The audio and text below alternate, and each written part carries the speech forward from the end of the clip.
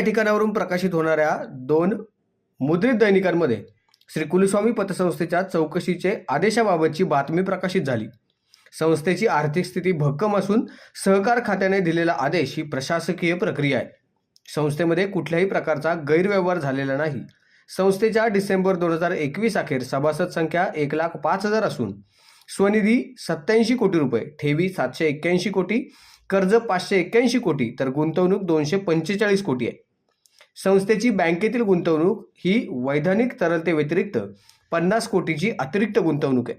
NPA व इतर वैधानिक 100% तरतुदी केलेल्या आहेत. संस्थेच्या 17 स्वमालकीच्या जागा असून संमिश्र व्यवसाय 1362 कोटी आहे. उपरोक्त सांपत्तिक स्थितीचा विचार करता संस्थेची आर्थिक स्थिती भक्कम आहे. सभासदांनी यापूर्वीही संस्थेला चांगल्या प्रकारचे सहकार्य केलेले आहे व विश्वासही दाखवलाय. असे सहकार्य व विश्वास कायम राहावा असे आवाहन संस्थेचे माजी अध्यक्ष व विद्यमान ज्येष्ठ संचालक माजी आमदार शरद सोनवणे यांनी केले. कुलस्वामी पतसंस्थेच्या जुन्नर शाखेमध्ये आज त्यांनी पत्रकार परिषद आयोजित केली होती. या पत्रकार परिषदेत माजी आमदार व ज्येष्ठ संचालक शरद सोनवणे नेमकं काय सांगतायत ऐकूयात. Bureau report, Vighnahar Times, Junnar. Pudhari Saamana व इतर वृत्तपत्रांना म्हणजे अर्थात प्रिंट मीडियाला आज सकाळी काही बातम्या पुणे या ठिकाणातून छापून आलेल्या आहेत आणि त्या बातम्यांमध्ये 83 अंतर्गत सहकार खात्याने चौकशीचे आदेश पारित केलेले आहेत.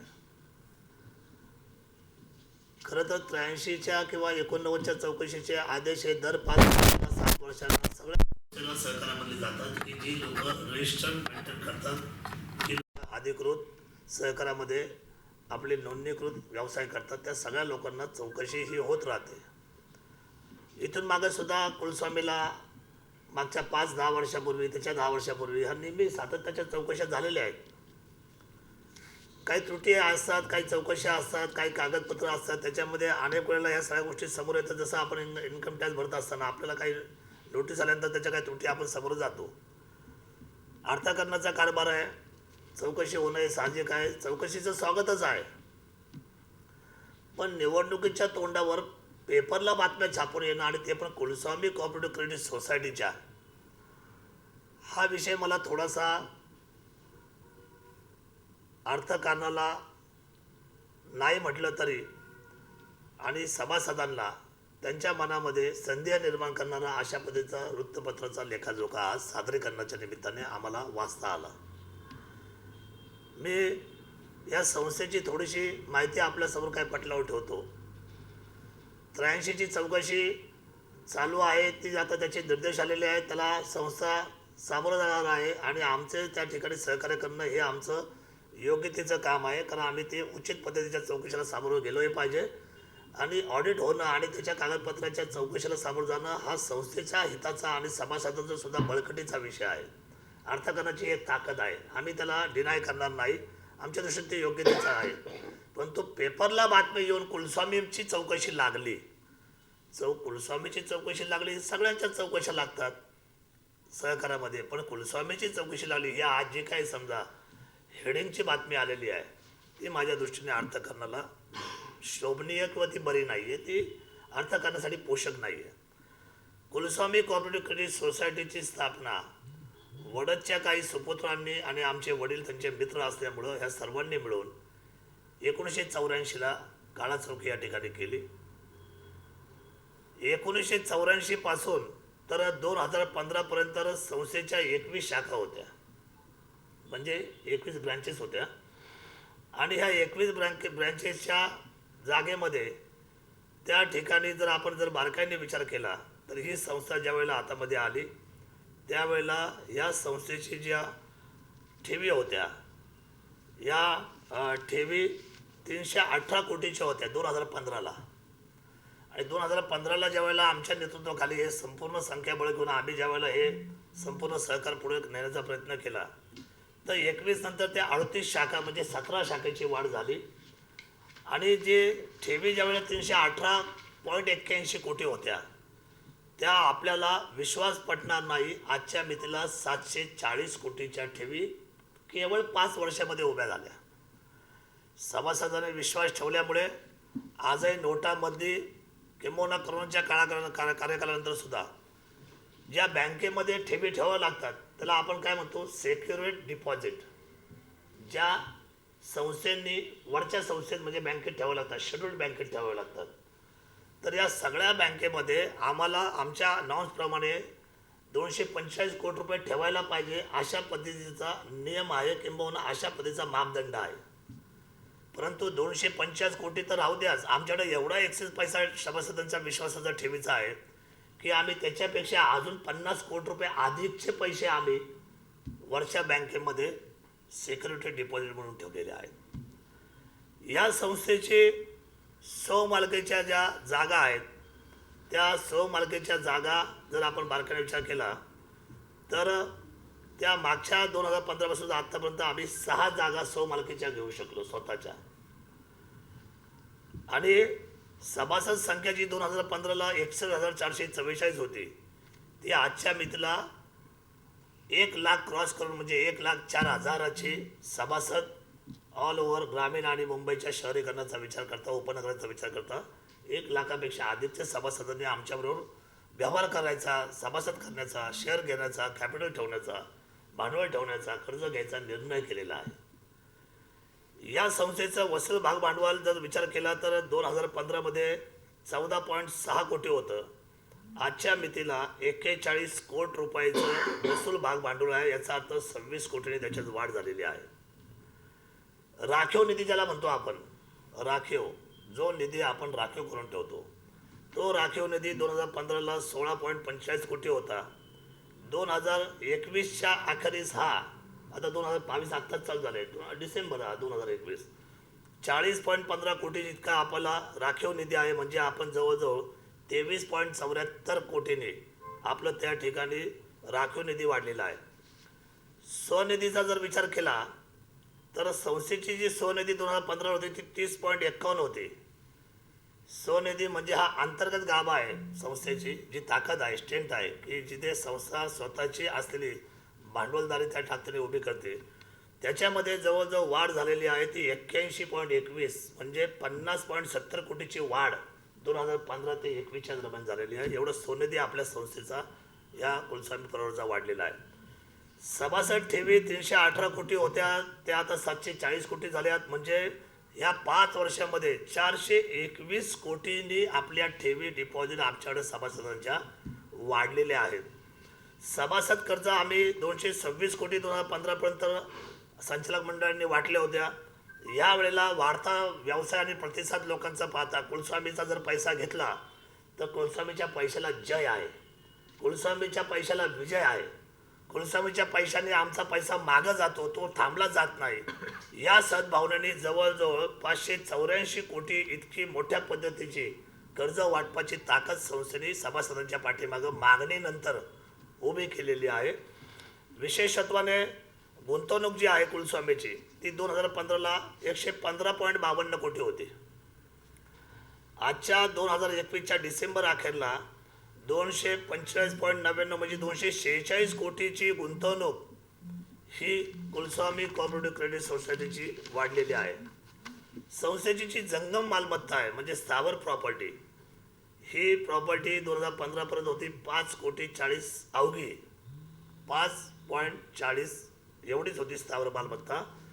31/3/2021 अखेर कालच्या डिसेंबरच्या शेवटच्या दिवसापर्यंत आपली जंगम मालमत्ता झाली म्हणजे स्थावर मालमत्ता झाली जी मालकी हक्काची आहे ती 132.77 म्हणजे 132 कोटी 77 लक्ष एवढ्या मोठ्या पद्धतीची स्थावर मालमत्ता कुलस्वामींनी स्वतःच्या नावावर त्या ठिकाणी केलेली आहे.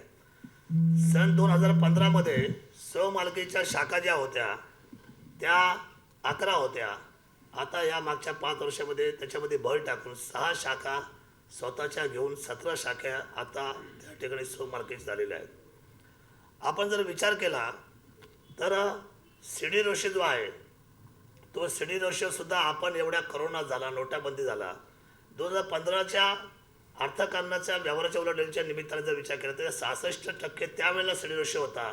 आणि एवढं सोडा तेजी मंदी होऊन, चढ उतार होऊन, नोटाबंदी होऊन, कोरोना मोठ्या काळामध्ये होऊन सुद्धा आपला सीडी रेशो त्या तुलनेमध्ये त्याच बरोबरीने त्याच पटीवर कायम ठेवण्यामध्ये संस्था यशस्वी झालेली आहे. मी मगाशी आपल्याला सुतोवाच केल्याप्रमाणे प्रतिसेवक व्यवसाय किती असावा तुम्हाला मी सांगतो. काही काही संस्थेचे 1-2 कोटीचे फक्त व्यवहार होतात डिपॉझिटच्या वर्षभरामध्ये.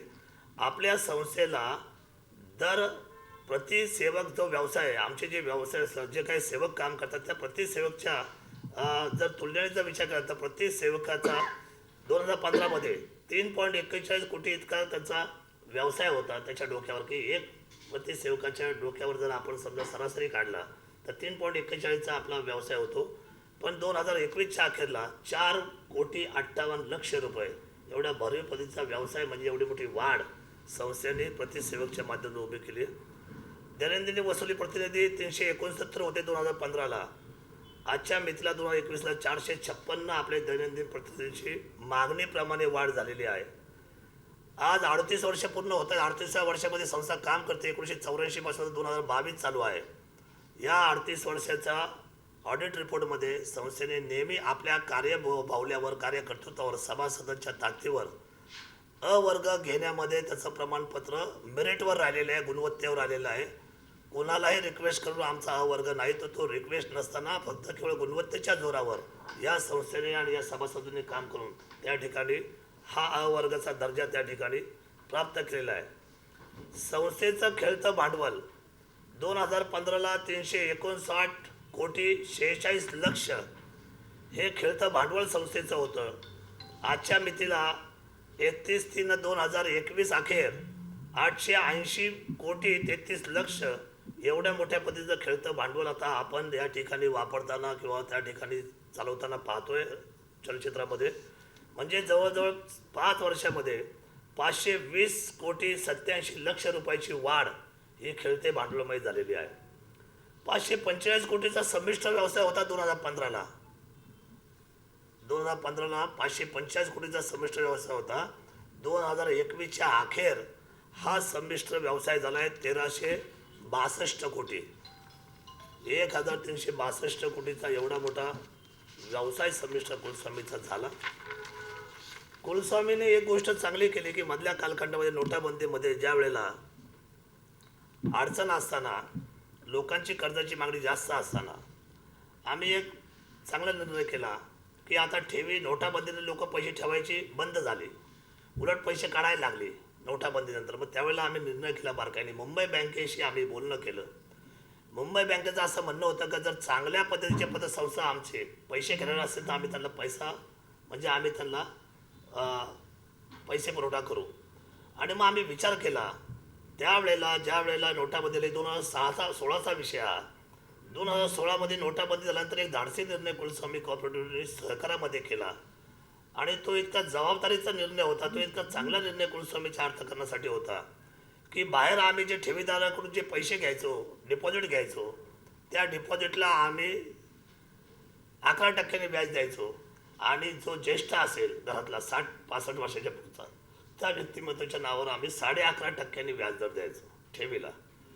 पण आम्हाला मुंबई बँकेने दिलासा दिला. मुंबई बँक म्हटले की आम्ही तुम्हाला 10.15 पैशाने आम्ही तुम्हाला 150, 200, 250, 300, 500 कोटी तुम्हाला जे लागलं, कारण संस्थेची विल पॉवर चांगली आहे, संस्थेचा कारभार चांगला आहे, संस्थेची कामाची पद्धत चांगली आहे, तुमची निर्णय क्षमता संस्थेच्या कर्जाच्या आणि ठेवीच्या दोन्ही समन्वयाच्या दिशेने त्या प्रमाणामध्ये, त्या मापदंडामध्ये तुम्ही कर्ज वाटप आणि त्या ठेवीच्या हिशोबाने तुम्ही व्यवहार करता. समतोल कधी ढासळून दिला नाही. असं नाही का ठेवी कमी आणि कर्ज जास्त वाटले, असं कधी या संस्थेकडून झालेलं नाही. नेहमी त्याचा पिरॅमिड डोळ्यासमोर ठेवून संस्थेने कारभार केला. त्यामुळे मुंबई बँकेने अंतर्गत रिपोर्ट चौकशीमध्ये या संस्थेला A+ ग्रेड घेऊन आम्हाला सहकारातला सगळ्यात चांगला पुरस्कार 2017मध्ये आम्हाला मुंबईमध्ये तो देण्यात आला. सहकाराचा सर्वोच्च पुरस्कार जो कुलस्वामींनी मिळवला त्याच्या कार्यकर्तृत्वाच्या बावल्यावर, सभासदांच्या असलेल्या आमच्या विश्वासावर आणि आमच्या अधिकाऱ्यांनी केलेल्या कामावर.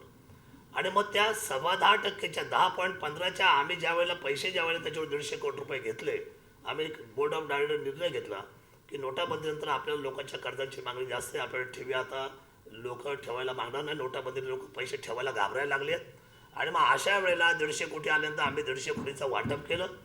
150 कोटीचं वाटप झाल्यानंतर तुम्हाला आम्ही सांगतो 150 कोटी 2 वर्ष आम्ही ज्या वेळेला संपूर्ण ब्रँच वाटले, त्याच्यानंतर आमचा मोठा नफा, मोठी उलाढाल, मोठा व्यवसाय त्या निमित्ताने लोकांच्या अडचणी दूर करण्यामध्ये नोटाबंदीनंतर सगळ्यांनी आपले शटर बंद केले होते. सांगितले होते की आम्ही पैसे वाटत नाही.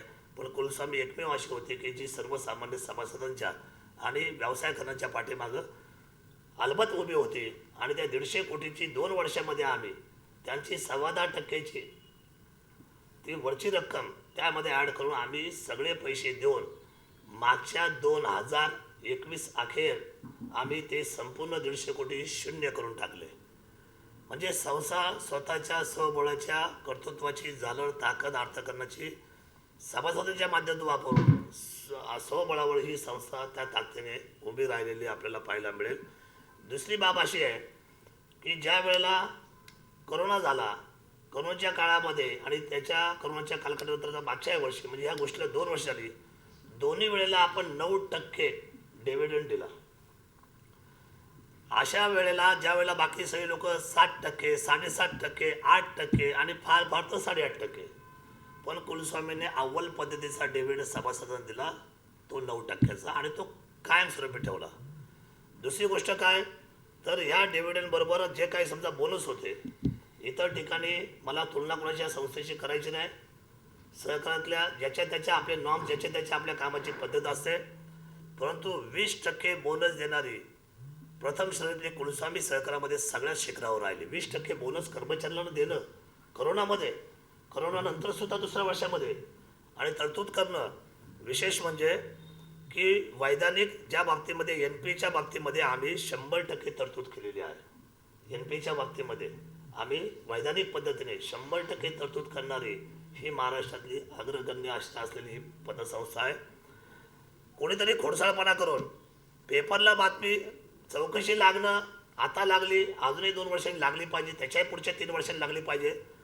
जसं आपलं शरीर एकदा वयामानाने वाढत गेलं 40च्या पुढे, तर डॉक्टर आपल्याला सल्ला देतात का तुम्ही दर 3 महिन्यांनी स्वतःची इंटरनल शरीराची चेकअप करत चला. म्हणजे आपल्याला ते कळत जाईल की आपण आपली शारीरिक प्राकृतिक आपली परिस्थिती आपण कशी जबाबदारीने घेऊन चाललो आहे. आणि जो सल्ला शारीरिक व्यवस्थेच्या माध्यमातून वैद्यकीय असतो आणि दर 3 महिन्यांनी आपण स्वतःची चेक करतो, आपण आजारी नसतो, अशाच परिस्थितीमध्ये सहकाराचा कायदा आहे. दर 5 वर्षांनी, दर 7 वर्षांनी तुमची 89ची 83ची ही सततची चौकशी सगळ्या सहकारामध्ये सगळ्यांना बंधनकारक असते. त्या चौकशीला सामोरं जाताना आम्हाला निश्चितपणे सहकार खात्याला आणि किंबहुना अधिकाऱ्यांना जे जे त्यांना कागदपत्र हवी आहेत आणि ज्या ज्या कागदपत्र त्यांना माहिती हवी आहे ती आमची त्यांच्यासमोर सरळ टेबलावर त्यांच्या सहकार्यासाठी आम्ही उभी करणार आहोत. परंतु पेपर न्यूज येऊन जी थोडीशी धांदल, जी गडबड करून आताच्या निवडणुकीच्या तोंडावर, आता 2 महिन्यावर निवडणूक आहे कुलस्वामीची, ठीक आहे. आता त्या कुलस्वामीच्या निवडणुकीमध्ये काय पॅनल कसे एकमेकांचे समजवते हा नंतरचा पार्ट. परंतु मी स्वतः राजकारणामध्ये प्रभावी असल्यामुळे एका बाजूला शरद सोनवणेची ही संस्था आहे, दुसऱ्या बाजूला सहकारामध्ये ही सगळ्यांपेक्षा आता शिखर संस्था म्हणून नावाजलेली आहे, बँकेच्या तोलामोलाने काम करते. आणि मग ह्या संस्थेच्या नाकाव काठी कशी मारायची म्हणून आज काही लोकांनी पेपरला बातमी आणून ती छापायचा प्रयत्न केला आहे. थोडंसं वाईट ह्या गोष्टीचं वाटणारच आहे की बाबा एवढ्या मोठ्या पतसंस्थेचा जर चौकशी लागलेलीच आहे तर लागलेलीच आहे, मग त्याच्यासाठी गाजावाजा कशाला पाहिजे. तो गाजावाजा झाला की कसं असतं की त्या गाजावाजाने सभासद हा भयभीत होतो, तो घाबरतो. आणि मग आम्हाला आमच्या दृष्टीने आजची पत्रकार परिषद तेवढी महत्त्वाची वाटते की तुमच्या माध्यमातून सभासदांना, शेवटी 1.25 लाख सभासद आहे, 1 लाखापेक्षा अधिकचे सभासद आहेत, आणि ह्या सभासदाला हा निरोप जाणं आमच्या दृष्टीने अतिशय महत्त्वाचं आहे. खरं तर राज्यस्तरीय ही पतसंस्था आहे. मी सांगायचं थोडं विसरलो आपल्याला ब्रीफ करायला. ही राज्यस्तरीय पतसंस्था ही काही कुठल्या भागासाठी मर्यादित नाही, ही महाराष्ट्र राज्यामध्ये कार्यक्षेत्र आहे तिचं. नाशिकपासून तर कोल्हापूरपर्यंत आणि पाचगणीपासून तर इकडे पश्चिम महाराष्ट्रापर्यंत आणि इथून तर मुंबईच्या सगळ्या उपनगरामध्ये राज्यस्तरीय काम करणारी ही संस्था आहे की ज्याची उलाढाल 1000 कोटीच्या आता पुढे गेलेली आहे. राज्यस्तरीय संस्थेचे जे काही नॉर्म्स आहेत त्या नॉर्म्समध्ये जे प्रायव्हेटली ज्या टॉप संस्था येतात त्याच्यामध्ये 1000 कोटीचा टप्पा गाठून पुढे जाणारी ही राज्यस्तरीय संस्था, याच्यामध्ये आपण A ग्रेडमध्ये आहोत. आणि या संस्थेची तपासणी करण्याचे प्रशासनाने कंपल्सरी केलेले आहेत. म्हणजे आपल्या संस्थेचं केलं असं नाही, ज्या ज्या लोकांची 1,000 कोटीच्या पुढे उलाढाल झाली त्या त्या लोकांच्या चौकशा या कायद्याने बंधनकारक केलेल्या आहे. काइंड फॉर इन्फॉर्मेशन आपल्या सर्वांसाठी, कोणाच्याही मनामध्ये ही शंका येऊ नये म्हणून मी हे वाक्य इथं बोलतो की 1,000 कोटीपेक्षा ज्या लोकांच्या उलाढाले मोठे होतात त्यांच्या चौकशा लागणं कायद्याने बंधनकारक आहे. आणि म्हणून आपल्या संस्थेची चौकशी लागली, आनंदाची बाब आहे. अयोग्य काही नाही, चौकशीला सामोरं जाणं ही आमची जबाबदारी आहे. आणि त्यासाठी आम्ही सर्व मंडळी या अधिकारी वर्गासहित आम्ही या संस्थेच्या कारभारासाठी निश्चितपणे भक्कम स्थितीमध्ये ही आर्थिक परिस्थिती घेऊन आम्ही आपल्या सर्वांच्या समोर आहोत. एवढंच मला या आपल्या सगळ्यांच्या निमित्ताने या ठिकाणी आज सांगायचं आहे. आता ठाणे जिल्हा करोडपतीमध्ये यामध्ये अहवाल दिलेला आहे आणि संस्थेमध्ये मोठा आर्थिक गैरव्यवहार झाला किंवा नुकसान झाले संस्थेचं, असा अहवाल दिला आहे. आणि त्या प्रकरणी जे मुंबईचे जिल्हा उपनिबंधक प्रसाद पाटील आहे यांच्या नेतृत्वाखाली पथक देखील स्थापन झालं आणि त्यांनी असं सांगितलं की राज्याचे सहकार निबंधक डॉक्टर PL खंडारे यांनी या चौकशीचा आदेश दिलेला आहे. जे तुम्ही आतापर्यंत जे सांगितलं त्याच्यात आमचं समाधान झालंय, परंतु अशा पद्धतीने सखोल चौकशी व्हावी या ठिकाणी असं विचारण्यात आलेलं आहे. बघा, विषय असा आहे, एवढ्या मोठ्या संस्थेची सखोल चौकशी का होऊ नये? प्रश्न असा आहे की त्याच्यामध्ये असं म्हटलंय की या संस्थेच्या जेवढ्या काही ब्रँचेस आहेत त्याच्यामधल्या काही ब्रँचेस या तोट्यामध्ये चाललेल्या आहेत. 2015ला ज्यावेळेला नेतृत्व माझ्याकडे आलं, आमच्या सगळं संचालक मंडळ काम केलेलं, तिथून पुढं आम्ही या किती शाखा वाढवल्या त्याच्यामध्ये, तर जवळजवळ आम्ही त्याच्यामध्ये जवळजवळ 17 शाखा वाढवल्या. आणि 17 शाखा ज्या नवीन वाढल्या त्या तोट्यामध्ये चाललेल्या का चालू नये? नवीन जन्माला घातलेला कुठल्याही मुलाला तुम्ही अपेक्षा कराल की त्याने लगेच दुसऱ्या वर्षी अर्निंग उभं केलं पाहिजे. अहो, तो रांगणार, तो चालणार, तो गुडघ्यावर येणार, तो पळणार आणि तिथून पुढं तो जसा जसा मोठा होणार तसं तसं त्याचं ते स्वतःचं इन्क्रीज झाल्यानंतर मग तो त्या पद्धतीने उद्या डेव्हलपमेंटच्या दृष्टीने पाऊल टाकणार. कुठल्याही संस्था ज्या वेळेला जन्माला घातल्या जातात नवीन नवीन जागेमध्ये, तर त्या सुरुवातीला त्या अर्थकाळाच्या निमित्ताने त्या त्या ठिकाणी त्या सुरुवातीच्या 2-5 वर्षामध्ये तोट्यात चालतातच. पण त्याच्यापेक्षा सगळ्यात महत्त्वाची गोष्ट म्हणजे त्या संस्थेला लागून आला तो नोटाबंदी आणि नंतर आला तो करोना. त्यामुळे आता याच्यामध्ये काय उल्लेख केला आहे 83 अन्वये की 17 शाखा तोट्यात चाललेल्या आहे. ऑल ओव्हर जर विचार आपण केला तर असा आहे की संपूर्ण कुलस्वामीचा आढावा हा उंचीवरचा आहे. काही ठिकाणी डिपॉझिट कमी येतात तर काही ठिकाणी कर्ज मागणी जास्त आहे आणि काही ठिकाणी कर्ज मागणी कमी आहे तर त्या ठिकाणी डिपॉझिट जास्त आहे. हा समतोल सेंट्रलाइज असलेले संस्थेचं हेड ऑफिस सांभाळत असतं. त्यामुळं जर आपण विचार केला 38 पैकी 17-18 शाखा ज्या नवीन काढल्या त्या सुरुवातीला तोट्यात आहे, मान्य आहे. पण तोट्यात याचा अर्थ बँक तोट्यात आहे का, संस्था तोट्यात आहे का? तर अजिबात नाही. संस्था 5.6 कोटीची सगळी खर्च भागून नफा देते. याचा अर्थ काय? याचा अर्थ असा आहे की संस्था ऑल ओव्हर नफ्यामध्ये आहे. आणि म्हणून आपली संस्था नफ्यामध्ये असताना तुम्ही जर शाखानिहाय जर आपण जर त्याचं उत्तर काढायचा प्रयत्न केला तर त्याची सरमिसळ जशी त्याची वय वाढेल संस्थेचं, त्या समजा एखादी मंतरची शाखा उभी केली तर त्याचं जसं वय वाढेल तसं त्याचं अर्थकारण आणि त्याचा व्यवहार वाढला तर त्याचा नफा तोटा हा ठिकाणी वाढणार आहे. ठप्प ठेवलाय की प्रत्यक्ष वाहन खरेदी असेल, जागा खरेदी असेल संस्थेची किंवा नूतनीकरण असेल तर त्याच्यामध्ये काहीतरी आर्थिक घोटाळा झालाय असं त्यांनी डायरेक्ट म्हटलेलं. बघा असं आहे, नूतनीकरण आज तुम्ही जे बसलेलं आहे इन्फ्रास्ट्रक्चर हा साधा जरी असला तरी चालला असता. पण जे कॉर्पोरेट सेक्टरची जी आता स्पर्धा चालू झालेली आहे, संपूर्ण आर्थिक शाखेचा एक ब्रँड आम्ही तयार केलेला आहे, ब्रँड. आणि तो ब्रँड लोगो सहित एकसारखा असावा हे आताच्या चलचित्रामध्ये सर्वांसमोर एक वेगळ्या पद्धतीचं चित्र सहकारामध्ये मनसाला गेलं तरी तसाच बोर्ड, तसंच फर्निचर आणि तसंच लुकआउट हे असं आर्थिक शाखेमध्ये ब्रँडेड करणं. आताचा जमाना ब्रँडेडचा आहे आणि त्या सगळ्या खर्चाला संस्थेच्या कुठल्याही सभासदाच्या हिताला किंबहुना त्यांच्या नफ्याला कुठेही बाधा आलेली नाही. स्ट्रेंथ आहे कुलस्वामी, ताकद आहे कुलस्वामी, कुलस्वामी करू शकते ना. कुलस्वामीने ते केलं आहे. आणि आता कुलस्वामी केल्यामुळे जनता बँकेने सुद्धा आपलं इन्फ्रास्ट्रक्चर बदललं, शरद बँकेने आपलं इन्फ्रास्ट्रक्चर बदललं. ही स्पर्धा आहेत. त्यामुळे नूतनीकरण का केलं, करावं असं वाटलं करणार, केलंय पाहिजे. ब्रँडेड घेऊन चाललो आम्ही, आमचा ब्रँड घेऊन चाललो कुलस्वामीचा. कुलस्वामीचा ब्रँड सिम्बॉल एकसारखा असावा.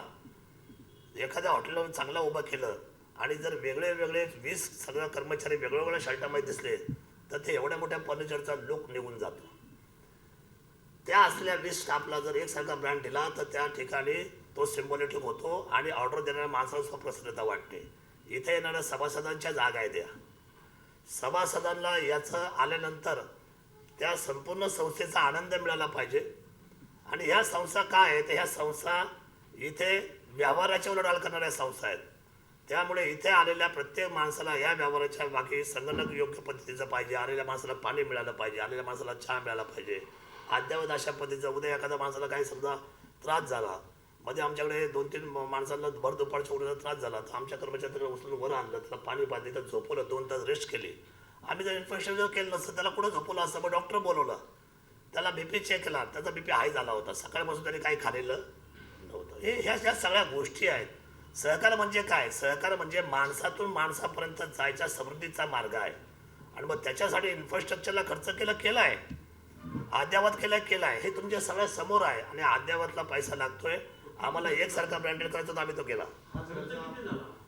जो झाला असेल तो कागदाव असेल, तो किती झाला एवढ्या मोठ्या संस्थेचं मला नाही सांगता यायचं लगेच. असं आहे. हे आमच्या विरोधकांनी त्यांच्याशी केलेला पत्रव्यवहार आहे आणि त्या पत्रव्यवहाराने त्यांनी संस्थेला तशाच पद्धतीचं पत्राचं 83च्या अंतर्गत या चौकशीला उत्तर द्या असं म्हणण्यात आलेलं आहे. आणि मग त्याची चौकशी आता चालू झालेली आहे. त्याला उत्तरं कागदपत्रे जातील ना. त्या उत्तराला उत्तर कागदपत्रेच जाईल. आता समजा एखाद्याने इन्क्वायरी लावणं गैर काय, विरोधकांनी इन्क्वायरी मागणं सहकार्याकडे गैर काय, आणि त्याचं त्या पद्धतीची ती इन्क्वायरीची मागणी आमच्याकडे होणं त्याच्यामध्ये गैर काय. स्पष्टीकरण तर टेबलावर जाईल ना, फाईल टू फाईल जाईल. आणि मग अशा पद्धतीचं इन्फ्रास्ट्रक्चर डेव्हलपमेंटमध्ये आम्ही ॲडव्हान्स पाऊल टाकलेलं आहे. आमच्या तुम्ही कुठल्याही शाखा बघा, नाशिकपासून तर महाबळेश्वरपर्यंत सगळ्या शाखा एकसारख्या तुम्हाला दिसतील. आणि ते अद्यावत आम्ही केलंय. तो दरवर्षीच्या जनरल मीटिंगमध्ये एक मिनिट असं आहे, दरवर्षीच्या वार्षिक पुस्तकांमध्ये आणि वार्षिक मीटिंगमध्ये तो सगळा आपण डिक्लेअर केला जातो, त्याची मंजुरी घेतली जाते. एवढा मिस्टर क्लीन कारभार जर आहे तर चौकशी का लागते? चौकशी लावणारे व्यक्ती कोण? पडदे बघून कोणी राजकारण खेळते? बघा, चौकशी कोणी लावत नसेल, चौकशी होतच असे, तो सहकारचा नियम आहे. नाही, फक्त पेपरमध्ये छापून आणलेला हा खोडसाळपणा आहे. नाही असं आहे. पेपरमध्ये बघा, आज आमच्या बरोबर अजून 13 संस्थेच्या चौकशा लागलेल्या आहेत, त्यांच्या नाही पेपरला बातम्या आल्या. नाही, तक्रार हा सहकाराचा भाग आहे. तक्रार सहकाराने होणार, तुम्ही समजून घ्या वाणी साहेब, एक लक्षात घ्या तुम्ही. असा आहे याचा कायदा, असा आहे. प्रत्येक संस्थेला विशाल जुन्नर स्वतः तक्रार करणारी माणसं आहेत, शरद बँकेला स्वतः तक्रार करणारी माणसं आहेत. तक्रार ह्या प्रत्येक संस्थेच्या सभासदाचा अंतर असलेला स्वतंत्र भाग आहे. चौकशी प्रथमदर्शनी इन्क्वायरी केल्यानंतर लागते, मग त्याचा फिर्यादी कोण आहे? तुम्ही म्हणता निवडणूक जवळ आली म्हणजे पडद्यावरून कोणी राजकारण खेळते का? हे बघा, माझ्या दृष्टीने, सभासदांच्या दृष्टीने पेपरला छापून येणं हे अतिशय, राजकारण होऊ द्या. मैदानामध्ये राजकारण व्हायला पाहिजे, सहकाराच्या निवडणुकीमध्ये पॅनल समोर आलं पाहिजे, आमचं त्याबद्दल काही दुमत नाही. पण अर्थकारणाची बातमी, चौकशी लागली कुलस्वामीची, आणि हे ठळक बातमी लावणं, माझ्या दृष्टीने ही पेपरबाजीच फक्त अडचणीची बाब आहे. बाकी चौकशी हा कायद्याचा अंमल आहे. हे बघा, असं आहे, कोणीतरी केलं असेल त्याशिवाय तर नाही ना आलं पेपरला. आता कोणी केलंय मला माहीत नाही, पण कोणीतरी केल्याशिवाय तर आलं नाही पेपरला. कोणीतरी नक्कीच केलंय. तुम्हाला कळलं तर मला सांगा, मला कळलं तर मी तुमची पुढच्या मीटिंगमध्ये सांगेन. तुम्ही संचालक आहात, माजी आमदार आहात, त्या संस्थेचे हितचिंतक आहात, तक्रार कोणी केली संस्थेला माहिती असेल ना? तक्रार करणारे हिताचे आहेत ना, तो आधीचा जो पॅनल पडला ते सगळे तक्रारदार, मी तुम्हाला बोलू ना पहिलंच माझ्या ब्रीफिंगमध्ये. खूप लाभ आहे ती. 17 लोकांचा पॅनल पडलं ना मागच्या वेळेला. 17 लोकांनी तक्रार केली ना. अख्खा पॅनल टू पॅनल तक्रार झाली ना. जी लोक मागच्या वेळेला उभी राहिली ती आमच्यासोबत पडली, त्यांनी तक्रार केली. करायला पाहिजे. गैर काय त्याच्यामध्ये? कर्ज वाटप करताना अनियमितता झाली, काहीतरी प्लस मायनस झालं असं पण त्यांनी म्हटलेलं आहे. Narayangaon branch, Junnar branch, Sangamner branch. असं नसतं ते. त्या संस्थेला पैसे कमी पडले तर आम्ही इकडून पाठवणं. अनियमिततेचा भाग कागदावरचा वेगळा आहे आणि व्यवहारातला वेगळा आहे. या संस्थेमध्ये कुठल्याही पद्धतीचा आर्थिक व्यवहाराची कुठलीही गडबड नाही. ही संस्था स्ट्रॉंग होती, आहे आणि ही राहणार. अधिकाऱ्यांनी असं चौकशी अहवालात म्हटलेलं आहे अनियमितता झालेली आहे. त्यांना त्या अनियमिततेच्या बाबतीमध्ये आमच्याकडून 83चे डॉक्युमेंट मागणं हा आमचा सरळ भाग आहे. ही बातमी सहकार खात्याने नाही दिली. ही बातमी जाणीवपूर्वक कोणीतरी विरोधकांनी दिली. ती पेपरला छापून आली. त्यांनी आमच्याकडे काय मागणं हा त्यांचा अधिकार आहे आणि आम्ही त्यांना उत्तर देणं हा आमचा अधिकार आहे. त्याच्यामध्ये काय पेपरला बातमी खोटी कशी म्हणता येईल? 83चे आम्हाला लेटर आलेले आहे, चुकीचं काय द्या. बातमी छापली, बातमीदाराची चूक काय? असं आहे. आम्ही कुठे काय बोललो? आमचं असं म्हणणं आहे, हे अर्थकारणाला शोभनीय आहे का? एक संस्था काढल्यानंतर त्याचे किती अडचणी आहेत. या संस्था जोपासायच्या कशा, वाढवायच्या कशा, ते काय सोपा आहे का विषय? म्हणजे होई करण्याचा विषय आहे का अर्थकारण? 1362 कोटी होई करण्याचा विषय आहे. हे होई केलंय, शुभेच्छा आहेत, पण संस्था जागेवर कायम आहे. वास्तव मांडण्याचा हेतू बातमीचा असतो. कदाचित चुकीचं असेल तर ते पुढे होऊ नये किंवा चुकीचे ते दाखवायला पाहिजे म्हणून ती बातमी आली आहे. अजूनही 13 लोकांची 83 लागल्या. पेपरला बातम्या का नाही? पेपर तर तेच आहेत महाराष्ट्रातले. सांगा संस्थेची नाव. मी कशाला सांगेल लोकांची बदनामी करायची? मला अधिकार आहे का? तुम्ही चौकशी बघा. पत्रकारांनी चौकशी करायची आहे. तुम्ही काय प्रश्न करताय पत्रकार senior? What is the question for me? नाही मला सांगा तुम्ही. नाही तसं आहे. तुम्ही काय विचारले आता प्रश्न मला? तुम्ही त्यांची नावं सांग. मी कोण सांगणार त्यांची नावं? तुम्हाला माहिती आहे ना? अरे मला माहिती आहे. मी अभ्यासपूर्वक काम करतो ना सहकारामध्ये. पण मला अधिकार दिले का त्यांच्या संस्थेची नावं तुमच्यासमोर डिक्लेअर करण्याची? तुम्ही करा ना, शोधा ना. काही संस्थेने त्यांची जी काही नावं डिक्लेअर केली आहे, समजा आमचं केले, बाकीची चौकशी करा. आमचं म्हणणं असं आहे, ही संस्था म्हणजे कामधेनू आहे आणि ही जुन्नरची अस्मिता आहे. या अस्मितेला संरक्षण देणं ही आमची नैतिक जबाबदारी आहे. बरं, ज्यांनी रोपटं लावलं, ज्यांनी एवढ्या ठेवी ठेवल्या ते राहिले बाजूला, ज्यांनी याच्याशी उलाढाल केली ते राहिले बाजूला. आता याच्याशी कुणाशी संबंध नाही. समजा ज्यांनी आता इन्क्वायरी केली, आमच्यासमोर पॅनल पडले, ठीक आहे. परंतु आता चर्चेचं कुराण सगळ्याला, लोकशाहीमध्ये सगळ्यांना स्वातंत्र्य आहे ना, त्याला अडचण काय कुणाला? आणि हे भेदक असतं मोठ्या संस्था, मोठ्या बँका चालवताना. मला खात्री आहे सभासद आमच्यापासून लांब जात नाही, आम्ही सभासद लांब जात नाही. मला सगळ्यापासून सगळ्याचे फोन आले, दादा हे याचे स्पष्टीकरण दिलं पाहिजे.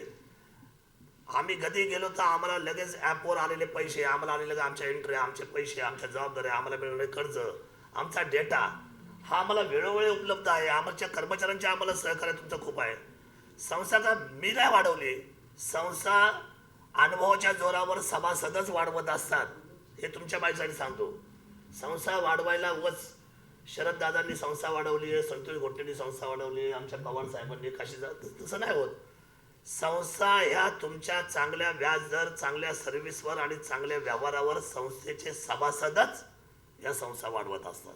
दादा, आपण मुंबई बँकेकडनं 150 कोटीचं कर्ज घेतलं म्हटलं मगाशी, तर आपण ते 2 वर्षामध्ये फेडले. त्याचं कर्ज बिलचा तर त्यांनी आपल्याला दाखला दिलाच असेल. आहे ना, तो दप्तरी लागलेला आहे. ते असं आहे, विरोधकांचे स्टेटमेंट असे का यांनी कर्ज 150 कोटी कशाला घेतलं? आता असं आहे, ज्याला मुलं शिकवायची, एज्युकेशन फी भरायची, त्याला लंडनला पाठवायचं आहे, त्याला अमुक करायचं आहे, तो करतो ना उपाध्याय. आम्हाला करायचं आहे ना, आम्हाला संस्था वाढवायची. नोटाबंदीनंतर अर्थकारण थांबलं होतं, आम्हाला पुढं जायचं संस्थेला घेऊन. आता बाहेर बसलेल्या माणसाला सहज बोलता येतं, आतमध्ये काम करणाऱ्या माणसाला ते अवघड आहे. आर्थिक बाबतीमध्ये संस्था स्ट्रॉंग आहे. या संस्थेचा कुठंही याच्यामध्ये शेरा काय आहे, तुम्ही वारंवार वाचला असेल, खर्चाच्या बाबतीत शेरा मारलाय. काही संस्थाचे काही शाखा तोट्यामध्ये याचा शेरा मारलाय. त्यांना शंका आली ना? नाही, शंका नाही. शेरा कसा आहे तुम्हाला एक मी सांगतो, साईडला मगाशीच विषय असा आहे, शंका हा तुमच्या परिणतीचा भाग आहे. कागदावर ही शंका टिकत नाही. आम्ही यांना कागदा उत्तर करणार का तोंडी करणार? आम्ही यांना कागदा उत्तर करणार. त्यांचे प्रश्न उपस्थित आहेत, 83ला उत्तर आम्हाला द्यायचे, आम्ही ती देणार. असं आहे. आताशी आम्ही चौकशी, त्यांनी आम्हाला आताशी लेटर पाठवले. प्रेमपत्र पाठवले की आम्हाला 83 अंतर्गत कुलसभेच्या ह्या मुद्द्यावर चौकशी करायची आहे. आम्ही म्हटलं ॲग्रीड, येस, व्हाय नॉट, का नाही, आम्हाला चौकशीला सामोरं जायचं. चूक काय, गैर काय, आणि कोण भांबवलं याच्यामध्ये? आम्ही आणि आमचे सभासद नाही भांबवलं याच्यामध्ये. काय त्याच्यामध्ये अयोग्य काय? त्यांना असं वाटलं की 17 शाखा ऑल ओव्हर. आमचं असं म्हणणं आहे की 17 शाखा जन्माला घातल्यानंतर त्या लगेच नफ्याच्या दिशेने वाटचाल कधीच करत नाही. राहिला विषय, छोट्यामध्ये ज्या शाखा चालू आहे त्या सगळ्या 17 नवीन आहे की त्या जुन्या पण आहे? हो, नाही, जुन्या काही ज्या आहेत त्या दोन आहेत आणि बाकीच्या ज्या संस्था आहेत त्या सगळ्या नवीन आहेत की जिथे आता मागच्या 3 वर्षात 4 वर्ष आम्ही डेव्हलप केलेले आहेत. तोटा असेल तर तो किती टक्के तोट्याने त्या शाखा चालू आहे? तसा तोटा नसतो.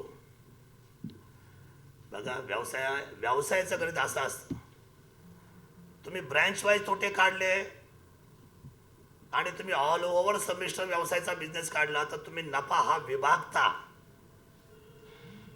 आणि सगळ्या समाजाला समान पद्धतीचं तुम्ही त्या ठिकाणी नफ्यामध्ये वाटणी देता. तसं देतो ना आपण वाटणी. कशी देतो? आरतीच्या आर्थिक ब्रँचला आम्ही समान पद्धतीची नफ्याची वाटणी देतो. नफ्याची वाटणी म्हणजे तोटा का नफा? नवीन संस्था सुरू करताना पुढे मागे दादा होऊ शकतो. प्रश्न असा आहे 83 ची इन्क्वायरी काय असं ऑटोमॅटिक लागत नाही. सगळ्यांची लागते साहेब. त्यांनी अगोदर काहीतरी अर्ज केला असेल त्याच्यामध्ये त्यांना आम्ही तुला म्हटलं ना. आढळलं आणि मग 83 ची चौकशी तसं नसतं. इन्क्वायरी ऑफिसर नेमला. असं आहे, 89ची चौकशी 83ची चौकशी हा सहकार खात्याचा त्या अधिकाऱ्यांचा स्वतंत्र अधिकार आहे. त्याला कोणीही चॅलेंज करू शकत नाही. तुमचे अर्ज गेले, उद्या समजा तुमच्या ऑफिसला येऊन तुम्हाला कोणी अर्ज देऊन गेला का तुमचा हा मुलगा व्यवस्थित वागत नाही तर तुमची लगेच इन्क्वायरी चालू होते. तुमचा अधिकार आहे. स्टेप आहेत ना 83 डायरेक्ट नाही होत. 89 आणि 83 बघा असं आहे, 89 होते, नंतर 83 होते, 89 अगोदर झाली ना. सगळ्यांचे होते. या स्टेज आहेत ना. तुमच्या संस्थेमध्ये सत्य सापडलं म्हणून 83 ची चौकशी होती? नाही, 83चा अर्थ असा आहे की 83ला तुम्हाला या चौकशीला 100% बोर्ड ऑफ डायरेक्टरला या सगळ्या गोष्टीची उत्तरं देणं हे बंधनकारक आहे. 89 म्हणजे वरवर चौकशी होत असते. 89ला काय फार मुलामा लागत नाही. 89ला फक्त पासिंग असते आणि ती पासिंग फर्स्ट स्टेजला जसं लर्निंग लायसन आणि पक्क लायसन. तर लर्निंग लायसनच्या स्टेजमध्ये आम्ही पुढे निघून आलो आहे. आता पक्क्या लायसनसाठी 89च्या चौकशीतून आम्ही गेलेलो आहे. आता 83च्या साठी आम्ही आता समोर आहोत. 83ला आम्ही समोर जातोय. आपले ज्या संस्थेचे एक संचालक आहेत त्यांनी त्यांच्या मुलांकडून चौकशीसाठी जागा विकत घेतली असा एक आक्षेप आहे. त्यावर काय माहिती द्याल? बघा असं आहे, जी जागा ज्या वेळेला घेतली ज्याचं त्या वेळेला त्या काळामध्ये जे काही अपरिहार्य कारण असेल, समजा एखादी जागा आम्हाला जागा कुठे मिळाली असेल जागा त्यावेळेला, तर ते चौकशी आणते. ती किती दिवस जागा वापरली, किती दिवस त्यांना भाडं दिलं आणि किती दिवसात ती जागा पुन्हा त्याच्यातून बाहेर पडली. तर हा त्यावेळेच्या कागदपत्राचा आणि त्यावेळेचा व्यवहाराचा म्हणजे त्यावेळेचा ॲग्रीमेंटचा भाग आहे. आणि जागा घेणं जागा देणं ही त्या वेळेचे त्या भागातली परिस्थिती बघून निर्णय बोर्ड ऑफ डायरेक्टर त्या वेळेला करत आलेला आहे. तर ते जे संचालक आहेत ते कोण? आता तुम्हाला एक सांगतो मी, कुलस्वामी कॉर्पोरेटिव्ह क्रेडिट सोसायटीची स्थापना ज्या वेळेला झाली, तर 1984ला 1 वर्ष ही शाखा पहिली आम्ही जागा घ्यायच्या आधी आमच्या दशरथ तुकाराम चव्हाण यांच्या वैयक्तिक जागेमध्ये त्यांच्या प्रिमायसेसमध्ये ती ब्रँच 1 वर्ष चालली. म्हणजे काय गरज काय होती त्यावेळेला? मुंबईमध्ये फुटबॉल जागा मिळत नव्हती, भाडं द्यायची परिस्थिती नव्हती. त्यावेळेला 5 रुपये दैनंदिनी होती, 5 रुपये दैनंदिनी.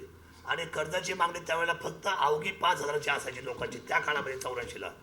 मग अशा परिस्थितीत 1 वर्ष संस्थेने जर त्यांच्या प्रिमायसेसमध्ये कारभार केला आणि त्यांना नॉमिनल पद्धतीचं भाडं पे केलं, आपण संदर्भ जर त्यावेळेला परिस्थितीचा नाही केला आणि आपण लाभार्थीचा केला तर त्याची चौकशी करते संस्था. आम्ही त्याला सामोरं जातोय सगळी मंडळी. एवढी स्ट्रॉंग परिस्थिती असताना काही गोष्टीला काही ठिकाणी जागा मिळतपर्यंत एखाद्या गोष्टी निर्णय संस्था होत असेल तर त्याच्यामध्ये संस्था सफर होत असेल नवीन जागेमध्ये. आणि या विषयावर आक्षेप नोंदवला गेलेला आहे. ते संचालक कोण आहेत आणि ती जागा कुठं आहे आणि किती रुपयाने ती भाड्याने घेतली आहे? नाही, 83चा अहवाल नाही ना वाचला. आज तुमच्यामुळे मला पेपरला वाचायला मिळालं. मी कुठं अहवाल वाचला आहे? तुम्हाला माहिती तर असेल ना कोणत्या संचालकांनी जागा त्यांच्या मुलाकडून घेतली? नाही, अजूनपर्यंत मला काय शेरा मारलाय त्यांनी हे आम्ही अजून पाहिलेलंच नाही आहे. हे जेव्हा वाचल मी स्वतः आता मुंबईला जाऊन, त्यावेळेला मला कळेल की यांचं म्हणणं काय आहे. बोर्ड डायरेक्टरच्या मीटिंगमध्ये यावर चर्चा होत असेलच ना. नाही बघा, असा विषय आहे. अशा अनेक वेळेला जागा बदलल्या, स्थलांतर झाल्यात अनेक वेळेला. ही सुद्धा जागा 3 वेळा बदललं, तर चौथ्यांदा इथं आलोय आम्ही ह्या जागेत. जुन्नरचं फक्त उदाहरण तुम्हाला देतो. पहिल्यांदा इथं 4थी जागा आहे जुन्नरमध्ये आमची, आणि आता कायमस्वरूपी झाली. मग त्याच्या अगोदर कुठं कुठं गेले, आता त्याचा आम्हाला पुरवित मला सुद्धा नाही सांगता यायचा. आणि 17 या पेपरमध्ये किती आले? 11 तोट्यामध्ये आहे 38 पैकी. म्हणजे त्याची दुरुस्ती करून देतो. आणि मग कारण मी त्याचं वाचन अजून केलेलं आहे की त्यांनी काय शेरा मारलाय. 11 जागा सांगितलेल्या आहेत. चौकशीमध्ये जे काही निष्पन्न होईल ते सगळ्यांच्या समोर येईलच. आजची जी पत्रकार परिषद आहे, या पत्रकार परिषदेला संस्थेचे अध्यक्ष दिसत नाही. संस्थेचे अध्यक्ष मुंबईला आणि मी गावाला. मी संस्थेचं नेतृत्व आहे. माझ्या नावाखाली निवडणुकीचं पॅनल उभं राहिलं आणि ते जिंकलं. तुम्हाला अपेक्षा चेअरमनची असेल तर तुम्ही मुंबईला जाऊन त्याला भेटू शकता. प्रश्न असा एवढा महत्वाचा विषय आहे, मग अध्यक्ष पण ते मुंबईला, मी गावाला. पत्रकार परिषद घ्यायचा अधिकार आमच्या कोणाला एकाला आहे ना. तुम्ही म्हणाले काही मुद्द्यांची मला माहिती नाही. नाही, ते असं आहे बघा, जोपर्यंत 83 वाचत नाही तोपर्यंत कोणच देऊ शकत नाही. कागदावर बोलायचं असतं ते. हे ढोबळ म्हणाने कसं काय कोण बोलेलो. उद्या अध्यक्ष काय किंवा मी काय किंवा आमचा सचिव काय, कोणाला बोलायचं म्हटलं किंवा उपाध्यक्ष काय. पत्रकार परिषदेची जे मुद्दे त्यांनी उपस्थित केले त्याच्यावरती तुमचा खुलासा आहे. पण तुम्ही जर असं म्हणत असाल मला पण काही माहित नाही, तर मग सभासदांनी काय अर्थ घ्यायचा? सभासदांना अर्थ 100% त्यांना त्यांचा पूरक आहे. कारण या चौकशा हा सहकाराचा भाग आहे. सहकाराच्या चौकशीच्या भागाला सभासद काय लक्षात घेणार, तर त्यांना हे सगळं माहिती आहे की दरवेळेला चौकशा होताच दर 5 वर्षांनी.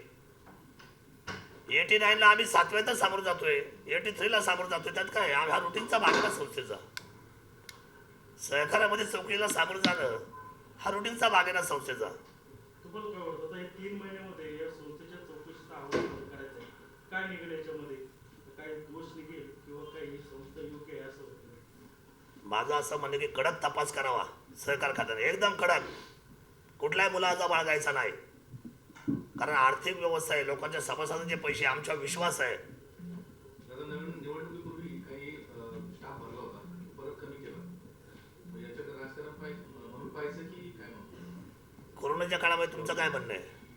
व्यवसाय वाढले का कमी झाले? विरोधकांना तो एक टीकेला मुद्दा. माझा विरोधक हा माझा मुद्दा नाही आहे. माझा सहकार आणि माझ्या लोकांच्या सभासदांच्या असलेला व्यवसाय हा माझ्यासाठी महत्त्वाचा मुद्दा आहे.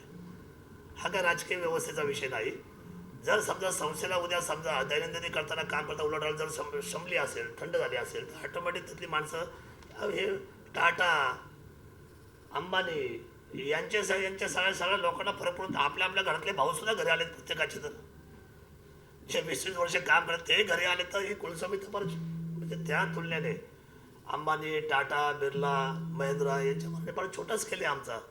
पण त्यांना स्टील केलं होतं, थांबवलं होतं काही दिवस. आता पुन्हा त्याला रन करून घेतले, ज्या सभासदांनी पुन्हा त्याला आतमध्ये घेतलं बरं का. त्यांना पुन्हा आतमध्ये घेतले. जशी आता परिस्थिती निवडली तसं सगळे आतमध्ये आले. ज्या सभासदांनी मोठ्या विश्वासाने इथे ठेव ठेवलेली आहे, तुमच्यावर विश्वास ठेवलेला आहे, तुम्ही त्यांना काय आवाहन कराल, काय सांगाल? नाही, हा रुटीन चौकशीचा भाग आहे. या चौकशीला 3 महिन्यामध्ये त्यांनी वेगवेगळ्या जे काही मुद्दे उपस्थित केलेले आहेत आणि त्या मुद्द्याला संस्था कागदावर ते त्यांना सबल अशा पद्धतीचे उत्तरं देऊन टाकतील. संस्थेला नफा, संस्थेच्या डिपॉझिट, संस्थेची उलाढाल, संस्थेच्या कामाला कुठेही काही अडचण नाही.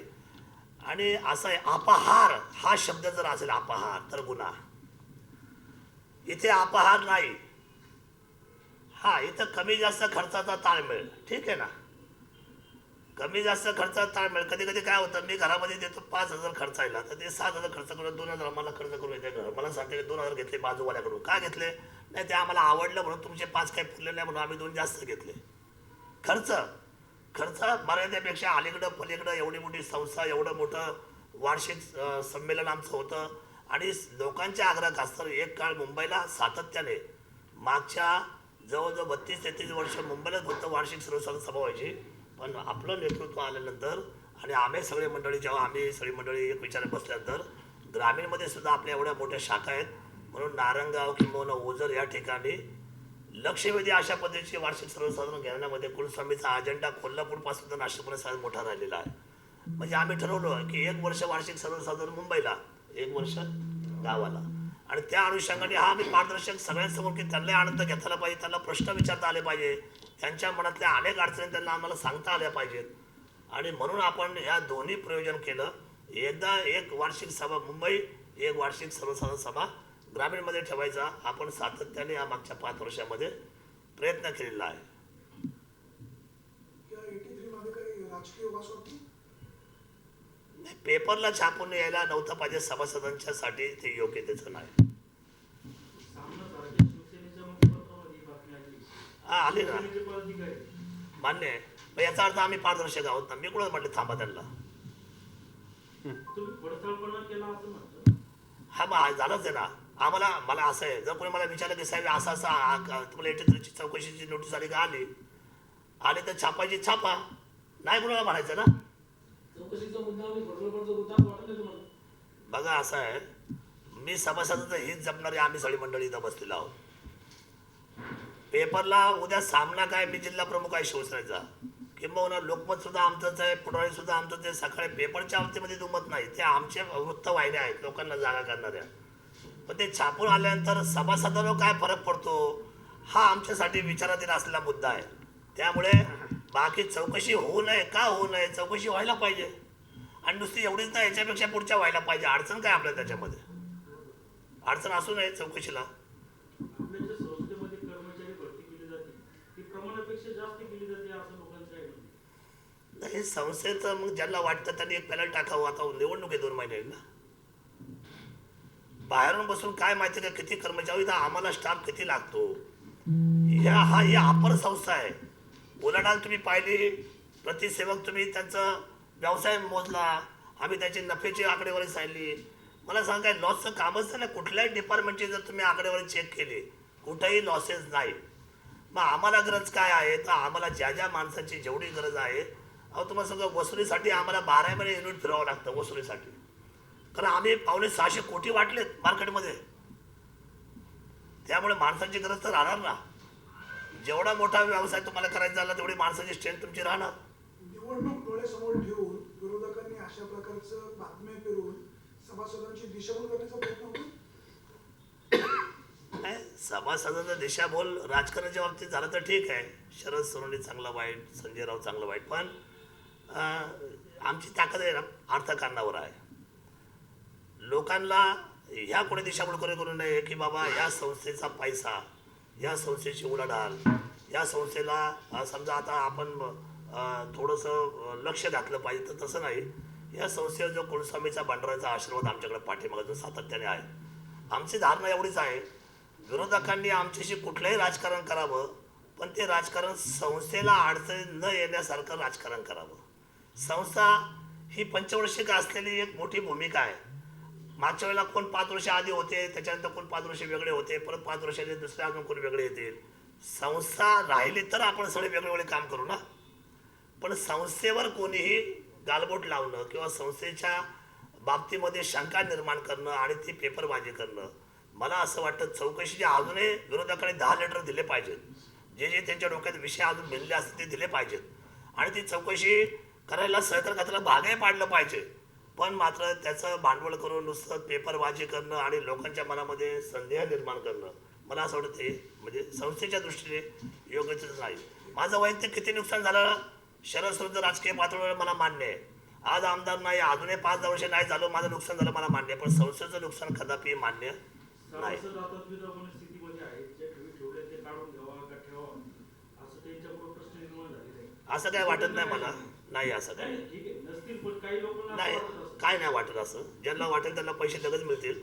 पण आमच्याकडे जे आमचं काय झाले गंमत, आम्ही हे व्यवसाय करत लोकांना बरोबर विश्वासात घेऊन त्यांची संपूर्ण अर्थकारणाची एकमेकाची खातरजमा करून आमच्या संस्थेचा हा अंतर्गत गाभा स्ट्रॉंग केलेला आहे. जर उद्या मोठा डिपॉझिटर आमच्याकडे आहे समजा 20 कोटीचा, तर तो पहिल्यांदा म्हणला दादा काय आहे, नाही चौकशी सातत्याच्या नेहमीप्रमाणे आहे. ठीक आहे, हा डायलॉग होतो. मोठा कर्जदार, मोठा ठेवीदार याच्यावर आमचा डायलॉग होतोच आहे. आणि डायलॉग झाल्याशिवाय एवढे पैसे येत नाही कुठल्या संस्थेमध्ये. कसे येतील? आमची काय तर प्रतिमा असेल इतक्या वर्षाची बसलेली इथं सगळ्यांच्या समोर. बरं, इतक्या वर्षाचा आमचा काय व्यवहाराचा टक्का असेल ना समाजामध्ये, त्यामुळे मला असं वाटतं की ठेवीदार अशा पद्धतीचा कुठलाही विचार करत नाही आणि तो करणार सुद्धा नाही. माझ्या मनामध्ये ती शंका नाही. नंतर सुद्धा ही परिस्थिती आहे. 50 कोटीची ऍक्सेस टीव्ही अजून काय सांगायचं? 50 कोटीची टीव्ही सांगितलं डबल डबल होतं ना. सगळं सांगितले मुद्दे झाले, डबल डबल बोलणार नाही. तुम्हाला काय विचारायचं फक्त विचार करा. तर मी हे 50 कोटी आम्ही ॲक्सेस भरलेले आहे. आम्हाला लिमिट काय दिलं त्यांनी 250 कोटी भरा, आम्ही भरले 300 कोटी. दादा, प्रश्न काय होतो? थोडंसं काही मुद्द्यांचं सरळ उत्तर वाटण्याची अपेक्षा आहे.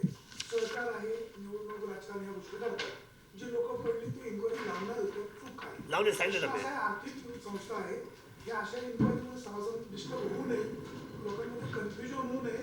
पण जी मंडळी असे काही उद्योग करतायत, तुम्ही काय म्हणता तुम्हाला माहित नाही. कुठल्या मुद्द्यावर?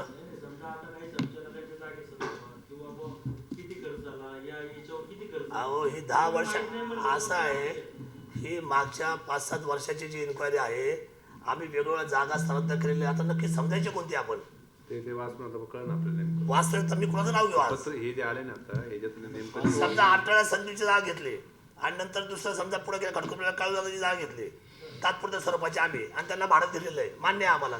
6 महिने दुसरी जागा 5 पर्यंत. पण नक्की मुद्द्यावर असते, मुद्द्यावर. हा मग कुठल्या मुद्द्यावर आहे? तो मुद्दा तुम्हाला लेखी कळवला असणार ना? संस्थेला वर कळवला असेल ना अजून. संस्थेने तर त्याचं दप्तर अजून यायचं आहे आमच्याकडे. आताशी त्यांनी आम्हाला पत्र पाठवलंय, प्रश्नपत्रिका नाही आलेल्या आपल्याला. अजून प्रश्नपत्र यायचे. तुम्ही असे प्रश्न विचारा ना जे तुम्हालाही सुद्धा 100% खात्रीलायक वाटतात. ते कसं माहिती तुम्हाला सांगतो, आमचा तोच प्रश्न आहे, याच्या पाठीमागे काही राजकारण आहे? ते जाऊ द्या मरू द्या. मग काय याचा ऐका अर्थ तुम्हाला काय? सांगतो, कुठलंही पत्र पहिलं येतं संस्थेला आणि त्याचा रेकॉर्ड आहे ना यायला कमीत कमी 8 दिवस लागतात. तो रेकॉर्ड आणायला संस्थेला जावं लागतंय. किती काय आज लागलेली नाही. खूप दिवस झाले. नाही पत्र किती झाले, नाही 83 का लागली? किती दिवस झाले? अरे आत्ता लागले ना. 89 अगोदर होती 5 80 नाही ना ते. नाही, बरोबर आहे. म्हणजे आरोप आपल्यावर त्यांनी जे ठेवले हे आपल्याला काय काय माहिती 89 असतात. मध्ये दादा आता बोला ना, पण मी दादाच बोलतात ना. ठीक आहे. ते जाऊ द्या. 89ची जी चौकशी आहे ती पास आउट झालेली आहे. 83ची चौकशी त्याच्या पुढची आहे आणि 83च्या चौकशीचे डॉक्युमेंट चांगले आणि मुद्दे निघाले, त्यांना त्या काही मुद्द्यांमध्ये कन्फर्मेशन वाटलं तर त्यांनी स्वतंत्र अधिकारी नेमून त्याची इन्क्वायरी सुरू केली. का नको करायला? बघा 40 पैकी 20 मुद्द्यांचं जर समाधान झालं, 20चा मुद्द्यावर अजून समाधान व्हायचंय, करू ना आम्ही. आणि काही त्यांचे जे असेल तर आम्ही सुधार नाही करू, काय वाटलं तर त्यांचे आता. आम्हाला काय नाही. आणि त्यांनी अधिकाऱ्यांनी स्पष्ट सांगितलं ना 5,65,00,000 नफा हे कोण सांगते? सरकारच सांगते ना. 89 चालू असून सुद्धा जर ही परिस्थिती म्हणजे असेल, याचा अर्थ पण संस्था तर व्यवसाय वाढीची जर ही परिस्थिती असेल तर म्हणजे आता ते बोर्ड चांगलं काम संस्था करतं. बेरजेमध्ये आणि त्यानंतरची आता त्यांची आम्हाला जी येईल सूचना त्यानुसार आम्ही त्याचं उत्तर देऊ ना, आणि त्याच्यामुळे ते क्लिअरिफाय होईल ना. याच्या पाठीमागे काही षडयंत्र आहे संचालकांनी का? जागा घेणं हा विषय तुम्हाला माहिती पाहिजे. थोडं संचालकांनी समजा एखाद्या मुलाची जागा घेतलेली आहे मुंबईमध्ये एखादी, तर त्याच्याबद्दल तुम्हाला माहिती असणे अहो पण अशी एक जागा नाही ना. आम्ही तुम्हाला मी नेहमी नाही, सांगितलं. संचालकांच्या हित संबंधाशी अहो संबंधित. असं आहे, कुठल्याही नवीन जागेमध्ये जाताना आम्हाला कुणाच्या ओळखीच्या किंवा संचालकाच्या कुठल्या पाहुण्यांच्या किंवा त्याच्या मुलाच्या नातेवाईकांच्या जागा आम्ही आजची प्रॅक्टिस नाही आमची. ही आमची प्रॅक्टिस आजची नाही आहे, ही आधीपासूनची प्रॅक्टिस आहे आणि त्याचं ॲग्रीमेंट केलेलं आहे. हे पहिल्यापासून असं होतंय. हा मग कधी कमी जास्त जागा ज्या मुंबईमध्ये सोपं असतं ना जागा 10/10ची मिळणं व्यवसाय उभा करायला सुरुवातीला. आणि रेडी देखण्यापेक्षा काय का तुम्ही एक वाव घेत नाही कधी, लक्षात ठेवा. नाही, असं तर नाही ना. नाही नाही. आणि चौकशी आम्हाला वाचल्याशिवाय आम्ही कसं उत्तर करायचं आज?